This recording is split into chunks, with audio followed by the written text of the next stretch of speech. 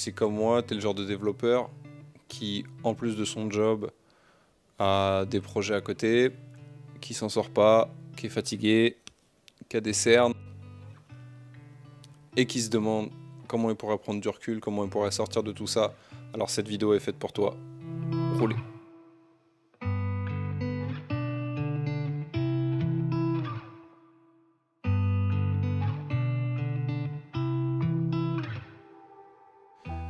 Si c'est la première fois que tu arrives ici, moi c'est Tony Go, je suis software développeur, actuellement en freelance, mais ça va bientôt changer, je vous en dis pas plus.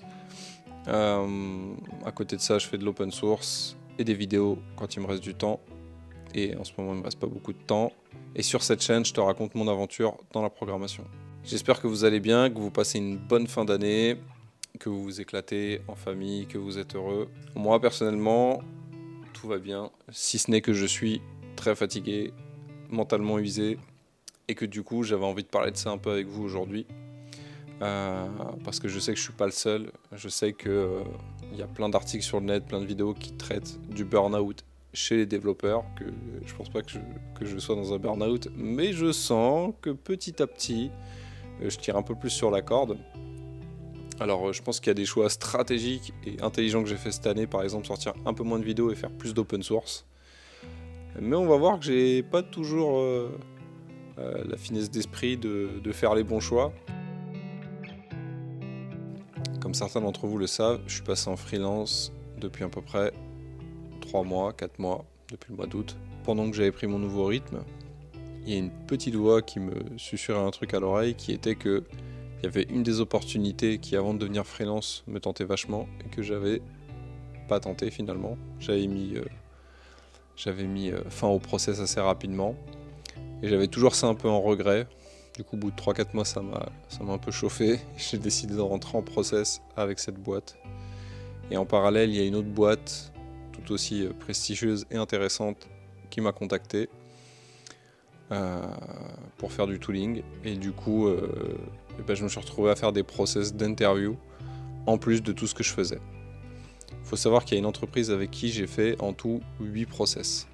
Donc ça a pris quasiment 1 mois. J'ai eu 4 entretiens techniques en tout. Donc c'est pas rien. Donc vous imaginez bien que ça rajoute du stress, ça rajoute un peu de tension. Et donc ça c'est la première chose que j'ai pas su faire, c'était m'adapter à mon contexte. Et en plus, comme si c'était pas assez, il y a très peu de temps, en fait j'ai vu qu'un projet open source qui me plaisait, qui commençait à émerger, et j'ai commencé à vouloir contribuer en plus sur ce projet-là. Et du coup, je me suis rajouté des choses. Et ça, c'était la deuxième erreur à pas faire. C'est qu'à un moment donné, il faut être sage, en fait. Il faut se dire, j'ai un objectif. J'ai choisi de bosser sur tel projet open source. Je m'y tiens. J'essaie d'aller jusqu'au bout. J'essaie de me donner 6 mois, 1 an. Et c'est pas dès que je vois un tuto passer, un article et tout, hop, je perds mon esprit et puis tout de suite, je cours vers ce truc-là. Donc c'est avoir en fait la rigueur et la sagesse de ne pas se laisser tenter par tout ce qu'on veut nous vendre sur internet, toutes les formations qu'on peut vouloir nous vendre ou tous les nouveaux trucs qui pop, et de se dire tiens j'ai envie, peut-être que ça va être l'opportunité du moment, il faut que je saute sur ça, et puis faire en pâtir les autres projets qu'on fait à côté quoi. Donc ça c'était la deuxième erreur que j'ai faite, et en fait si tu fais pas ça, si tu prends pas le temps de choisir un peu tes projets et de t'y tenir, en fait tu auras toujours l'impression qu'il y a mieux ailleurs, que tu peux mieux faire ailleurs, et du coup tu vas te bousiller, tu vas te fatiguer quoi. Alors ces 2 erreurs là je les ai faites du coup ce dernier mois là, et la fatigue je l'ai pas senti tout de suite, c'est là que les entretiens sont finis du coup, que le process est fini avec la boîte, que je souffle un peu et que je me rends compte que mon corps me fait payer tout ce que je lui ai fait subir pendant ce dernier mois. Bien évidemment, il y a des choses que j'ai déjà pu mettre en place qui m'ont aidé, des petits tips en fait qui m'ont aidé à éviter que ça arrive, que cette fatigue arrive et qui ont déjà marché. Donc là vous voyez il y a 2 items sur lesquels il faut que je travaille, mais il y a tout un tas d'autres choses sur lesquelles je peux déjà vous donner du feedback parce que ça fonctionne déjà sur moi, en espérant que ça puisse vous aider. La première chose, et c'est celle un peu qui m'a poussé à faire cette vidéo là, donc c'est un peu la transition, c'est pas parce que tu te sens fatigué que tu es faible. C'est pas parce que tu avoues que là il te faut du repos que tu es faible.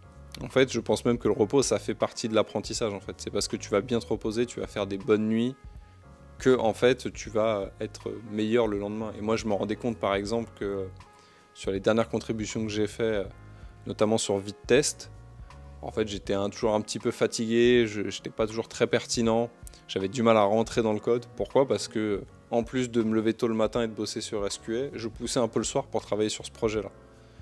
Et forcément, c'est usant en fait. La deuxième chose qui m'a vachement servi, c'est de faire des feedback loops qui sont très courtes. C'est-à-dire que si vous avez un objectif, par exemple se dire je veux faire de l'open source, c'est pas une bonne idée. Enfin ça c'est l'objectif, mais dedans il faut trouver le projet open source. Et du coup pour tout ça je te renvoie vers ma vidéo sur l'open source. Mais en gros, c'est je veux contribuer sur SQA, ok. Sur SQA qu'est-ce que je veux prendre? Je vais prendre cette tâche-là. Et du coup je me concentre sur cette tâche-là et je me dis j'ai une semaine pour le faire. Du coup, la feedback loop est assez courte et à la fin de la semaine, tu vois si tu as itéré ou pas. Et la semaine d'après, tu prends une deuxième tâche, etc. Plutôt que de te dire, voilà, c'est bon, je vais contribuer et c'est parti. Et ne pas se donner de repères, ne pas se donner de deadline, c'est la meilleure façon de se noyer. L'autre tip que je peux te donner, c'est de te connaître toi-même. Parce que trop souvent, on regarde les autres, on se dit, mais lui, il est super fort, lui, il fait ci, lui, il fait ça. Et en fait, ça va plus te démotiver qu'autre chose, ça va plus te pousser à en faire plus. Et c'est pas la meilleure façon de faire. Il faut accepter que toi, en fait,